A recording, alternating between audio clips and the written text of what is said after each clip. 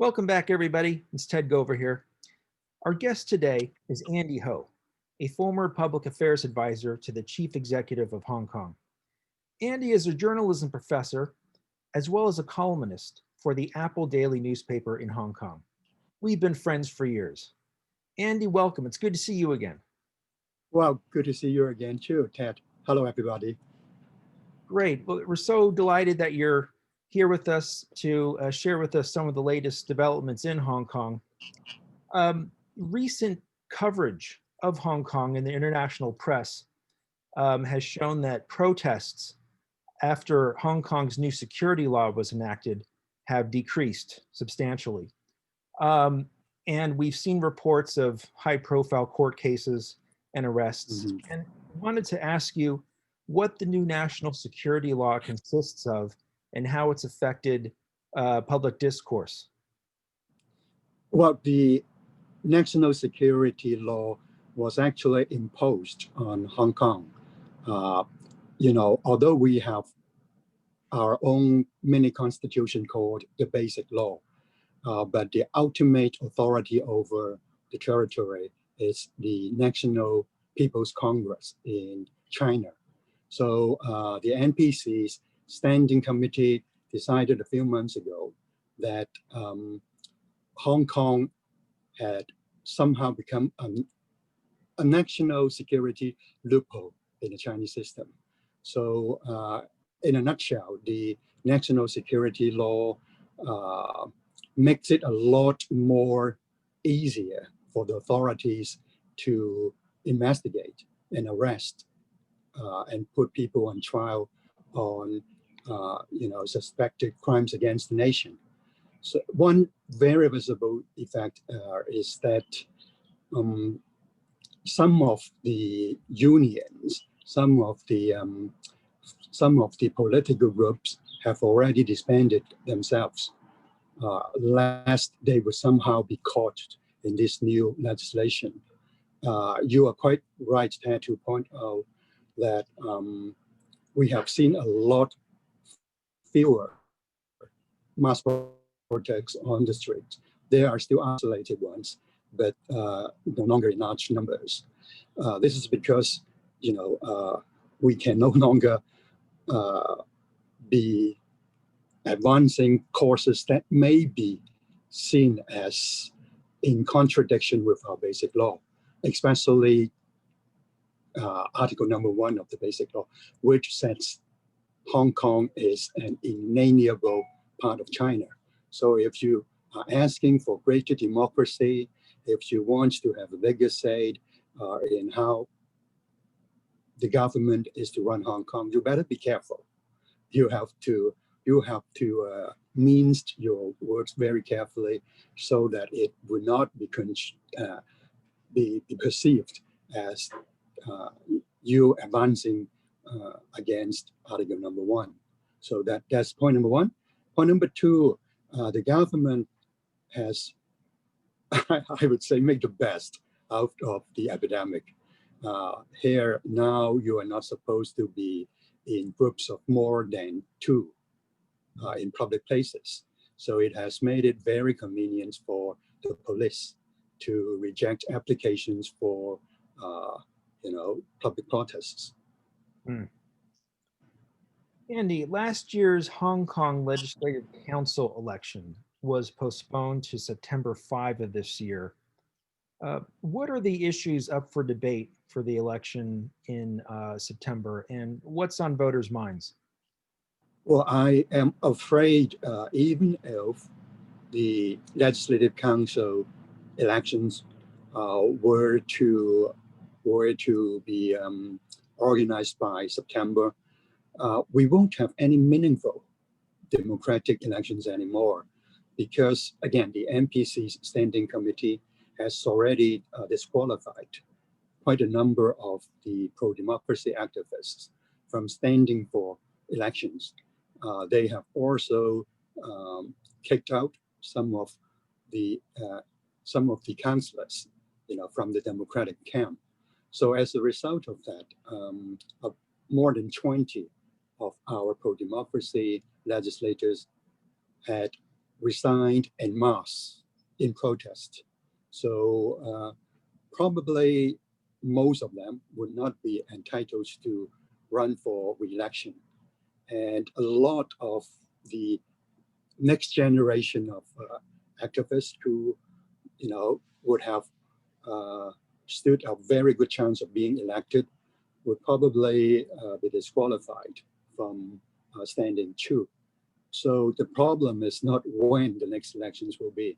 The problem is whether our elections, would still be elections as such. Yes. What can you tell us about the upcoming trial of Hong Kong pro-democracy mogul Jimmy Lai? And can you share with our audience a little bit as to who he is and why he's received coverage in the press? Okay, before we talk about Jimmy Lai in specific, probably we have to look at the bigger picture. Okay. At the moment, over, I would say about 12,000 activists have been arrested. About a quarter of them have been charged since the protest against what we call the extradition bill, in the summer of 2019. So quite a large number of young people in particular have been arrested. And since the national security law was put in place, about probably over 50 of us, people in Hong Kong, have been arrested or charged under the new law. So the political atmosphere in Hong Kong is quite, I would say, stifling. It's people are suffocating politically.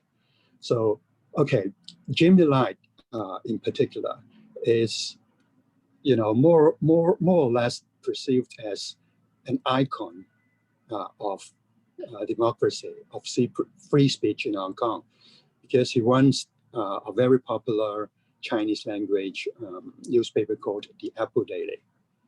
The Apple Daily is probably the only remaining anti-government newspaper in Hong Kong. The others are either more cautious in their approach in commenting affairs on Hong Kong, especially issues in relations to China. So Jimmy has been charged on multiple grounds. He has been charged for fraud in business. He has been charged for organizing and attending illegal protests. And of course, he has also been, he will probably be charged under the national security law too. As a matter of fact, we have a legal controversy going on. The Hong Kong government would like to engage a very prominent barrister in the UK to come to Hong Kong. His name is Peter Perry, to come to Hong Kong to prosecute Jimmy Lai for this particular offense against illegal gathering. But then, under pressure from the UK government and legal fraternity, the barrister decided not to come to Hong Kong to act on behalf of the Hong Kong government. So what I'm driving at is even the international community trying to help, to exert pressure in one way or another to make sure that Jimmy Lai would not be treated unfairly. Today, we inaugurated our new president here in the United States, Joe Biden. What are some of the hopes and expectations of the people of Hong Kong for the new president? And what's the hope of the Hong Kong government for Mr. Biden? The government, of course, does not have a position on this, but you may be surprised to know that the most of us who are who have aspirations of having greater democracy in Hong Kong were in support of your former president, Donald Trump, because the Trump administration had been very, had come forward very strongly against, moves in Hong Kong and in China in general that that are perceived as anti-democratic. So the Trump administration had sanctioned officials both in Hong Kong and in China. So hence his popularity in Hong Kong. But I think people will now wait and see how the Biden administration would move forward, whether the new president would continue with the sanctions, whether he would perhaps pursue a more friendly policy towards China. We have to wait and see. If you were in a room with the new president, Mr. Joe Biden, and he asked you for one piece of advice about U.S. policy towards Hong Kong, what would that be? What would you recommend to him? I think somehow here in Hong Kong, we have been caught in a vicious circle of, the U.S. sanctioning China and Hong Kong. And China, by the way, has come up with counter measures to sanction U.S. officials. That's not good for everybody. I think somehow we have to break out of this vicious circle, perhaps, through direct dialogues. That may be the first move. But having said that, I think, people, Hong Kong people's aspirations for freedoms and democracies remain, so at the end of the day, we would like to see some real progress in this regard. And of course, I have to deal with this very carefully. Last, as I mentioned a while ago, would fall into the trap of the new national security law. Sure. Which areas can China and the United States work together on during this time of strained relations? Is there some low-hanging fruit that they can, where they can work together? It would be very difficult because,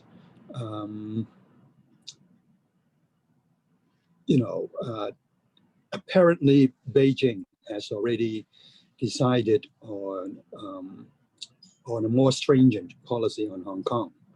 And as I said a while ago, Hong Kong is now perceived as potential loophole in the national security system.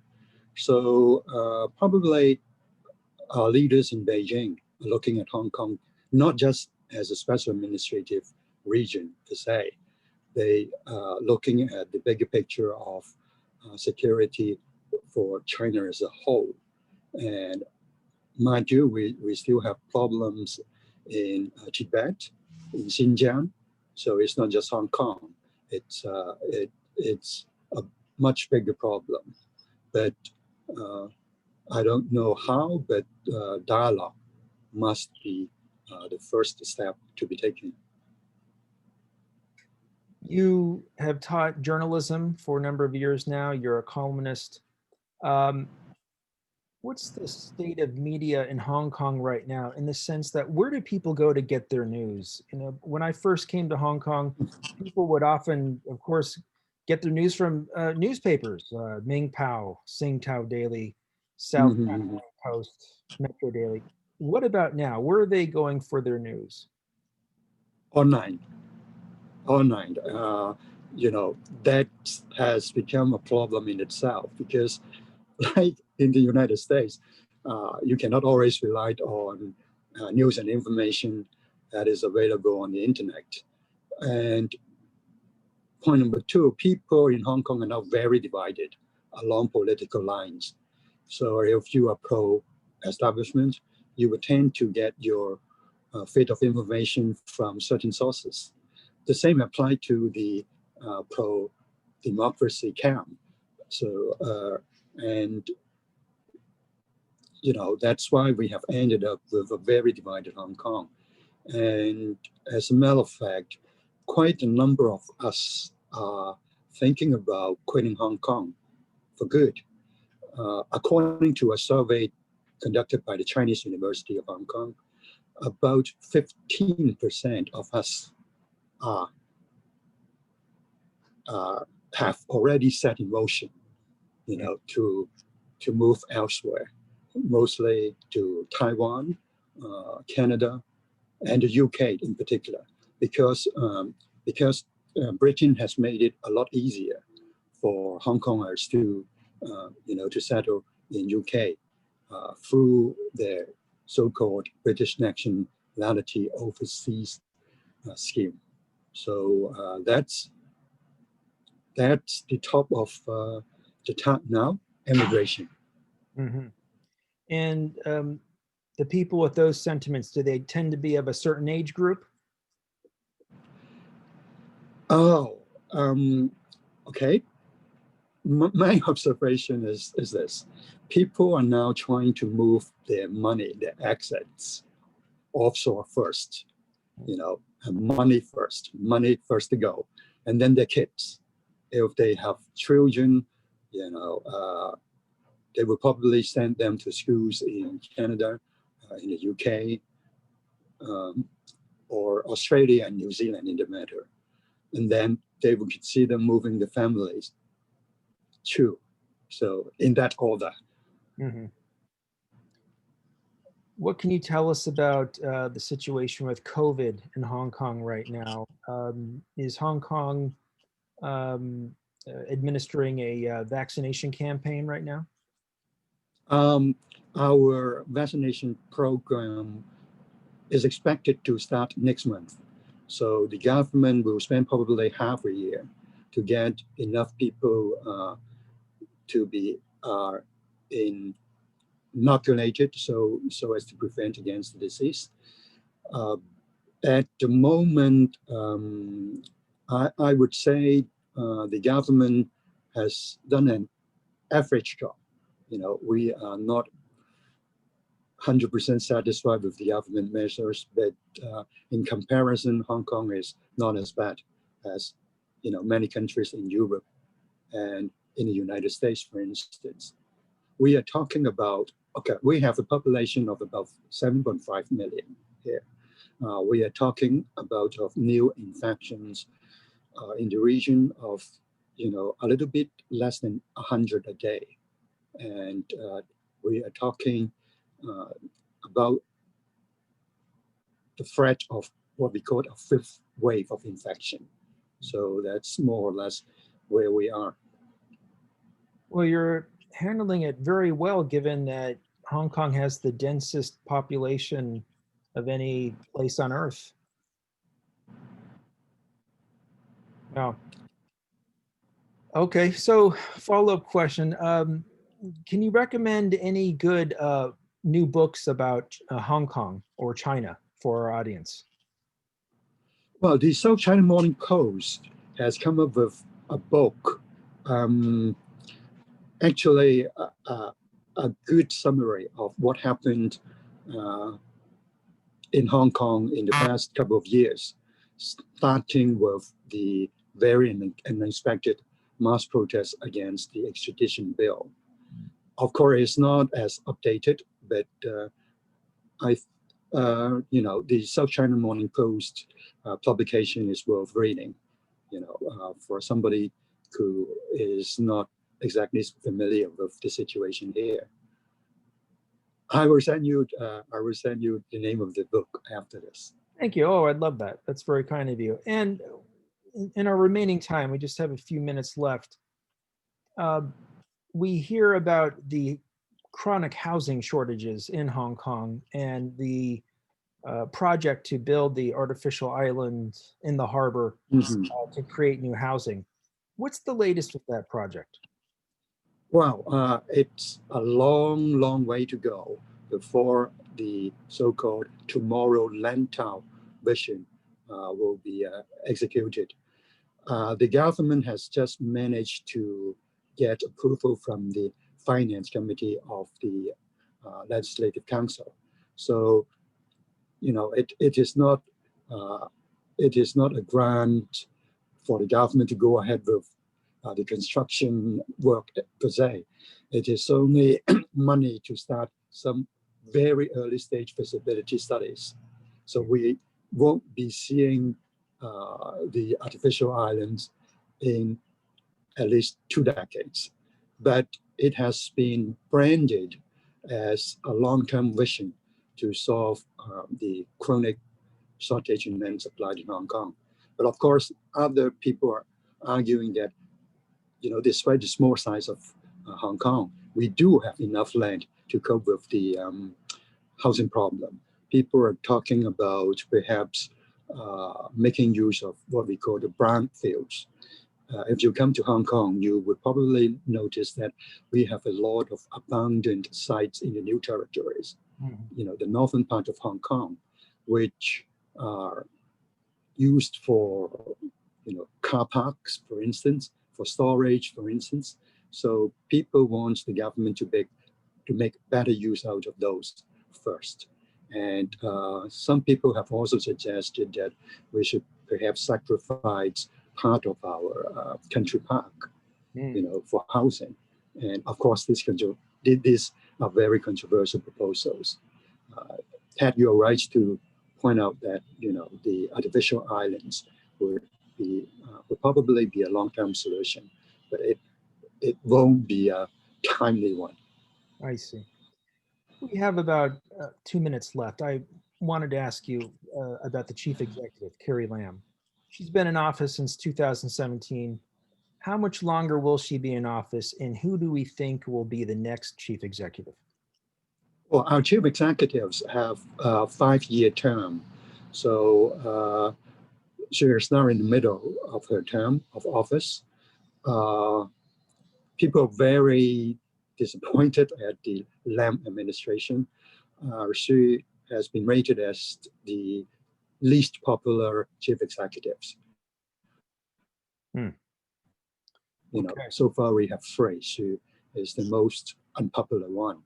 And having said that, she stands a very good chance of being reelected. I think it's an overstatement to use the term elected, because after all, only 1,200 privileged members of our society are entitled to vote in selecting the chief executive. Another horse in the offing is his financial secretary, Mr. Paul Chan. Paul Chan is, in comparison, very low profile, and hence less unpopular. So we will wait and see. We are supposed to have a major decision coming out from the National People's Congress Standing Committee again later this month.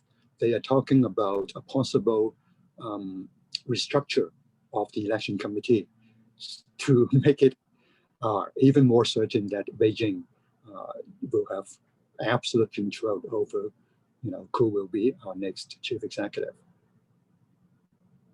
Andy, you've been so gracious with your time, walking us through these extraordinary developments in Hong Kong. I appreciate you being with us and sharing your knowledge.